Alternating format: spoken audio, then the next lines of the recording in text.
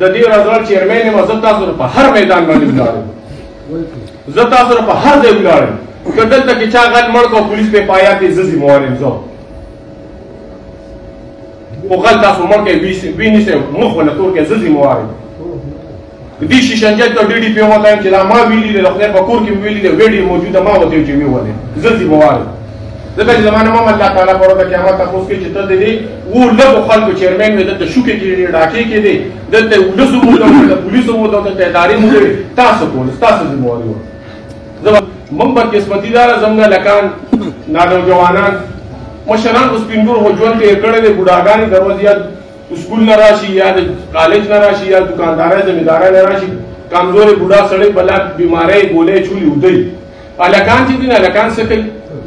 الکان ټول په فیسبوک باندې لګي نو چې یو دوه بجې چې په موبایل په سینه پروت یو په خپل باندې موبایل پروت یو هغه انټری پکې پراته یو هغه د شوی غل راځي دا د نوجوانانو نوی نسل کار دی نو مونږه دغه صاحبانو ته وایو چې تاسو دا د فیسبوک باندې لګیاي نو کم از کم زموږ د عزتونه په بیا لسی کم از کم د موبایل نه لږ موږ واورېدو او په خپل کور کې موږ یو ګنټه دوه ویښ ناستو دا بیګا چې بډاګۍ کې څه شوي دي باندې تاسو تفصیلات خبرې کړي د جذباتو خبرې به هم شوي او سنجیده خبرې به پکې هم شوي او حال خبرې به پکې شوي چې دا مسله څنګه حل کړي او د پښتنو تاریخ کو تاسو ګوره دا پښتنو روایت دي چې کله هم داسې مسلې رامخې ته کېږي نو پښتانه همدغه شان راغونډېږي همدغه شان جرګې کوي او په دې جرګو د دغه مسلو مخنیوی کېږي او هغه مسلې مخې ته راځي د هغې حل پرې روځي دا درېیمه ډاکه ده چې دا په دې تحصیل رضول کې کېږي په اسپیلا کې وشوه په ارمدو کې وشوه وړاندې کې وشوه او مونږه احتجاجونه مو کړل او مونږ صاحب سره هم کېناستو مونږ ډي سي سره هم کېناستو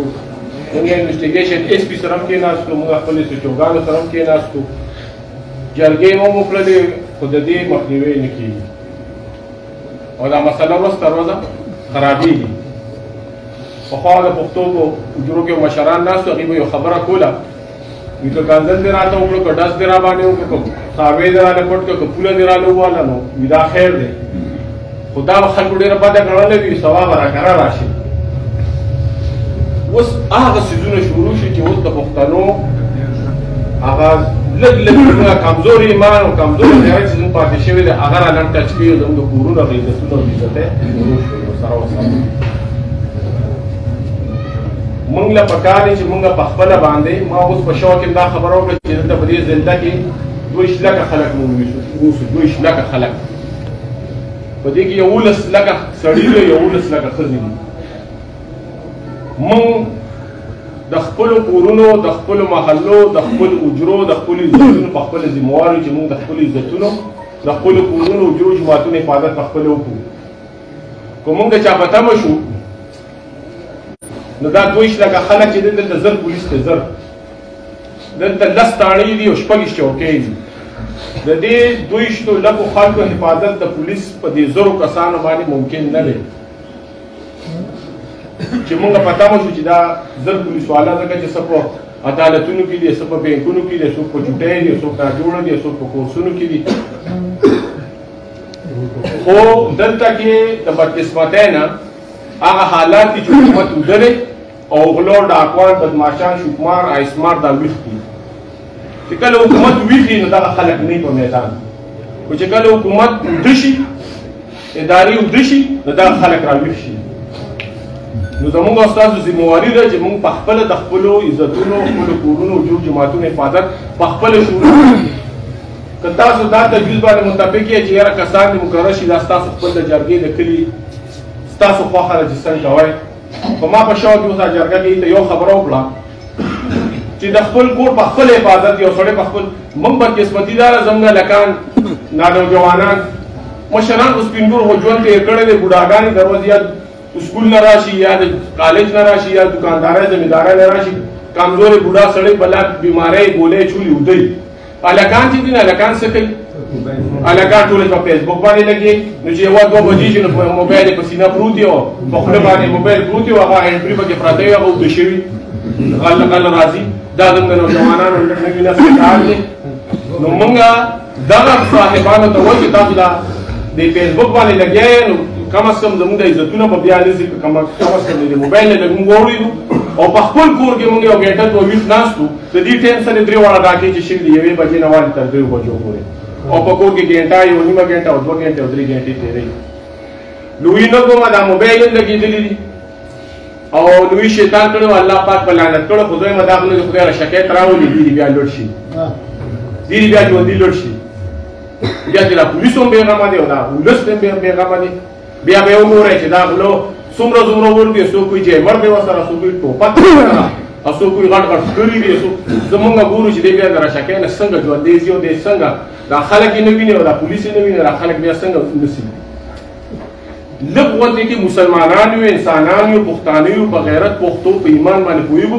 لږ غوندې کې راویښېدل پکار دي اوس مې دا وویل چې نن خو هغې راغلي دي مخکې خو به ګرځېدل موټر سایکل باندې به ګرځېدل او دلته بیا سړی وموند د ډزو به یې ویشته هغې باندې هم چا غږ ونه کړه مونږ هم غږ ونه کړه زموږ له کسان وویشتو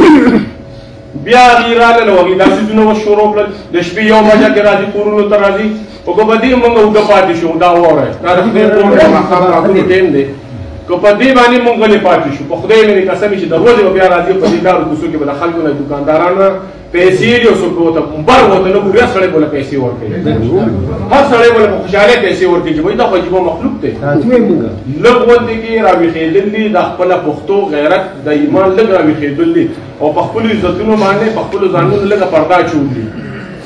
راپاڅېدل دي بایي موږ زه د دې رضوان چیرمین یم زه تاسو په هر میدان باندې ولاړ یم زه تاسو په هر ځای ولاړ یم که دلته کې چا غل مړ کړو پولیس پې پایات یې زه ذموار یم زه خو غل تاسو مړ کړئ ویې نیسئ مخ ونه تور کړئ زه ذموار یم دې شیشنجت ته ډي ډي پي وته یم چې دا ما ویلي دی د خدای په کور کې مې ویلي دی ویډیو موجوده ما ورته چې مې ولې زه ذموار یم ځکه چې زما نه هم الله تعالی په ورځ د قیامت تپوس کوي چې ته د دې اوو لږو خلکو چیرمین وې دلته شوکې کېدې ډاکې کېدې دلته ولس وموده دلته پولیس وموده دلته ادارې موده تاسو کول ستاسو ذمواري وه زه به الله له څه جواب ورکړم زه درسره په هر میدان ولاړم دا زموږ فرض دی چې موږ د خپل عزتونو د خپلو کورونو مالونو جایدادونو دا موږ خپل حفاظت په خپله وکړو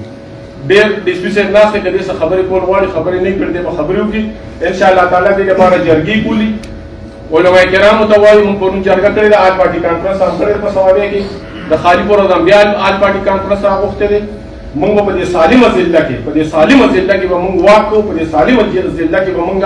احتجاجونه کوو په دې سالمه ضلع کې به موږ د ټول نه لوی جلسه انشاءالله د عمل لپاره کوو د خالي پروز په کې دوباره جلسه میټینګ دی ټولو پاټو موږ زموږ ذمواري چې موږ راپاسو او موږ چې کوم دی نو خپل حفاظت په خپله باندې وکړو ډېره مننه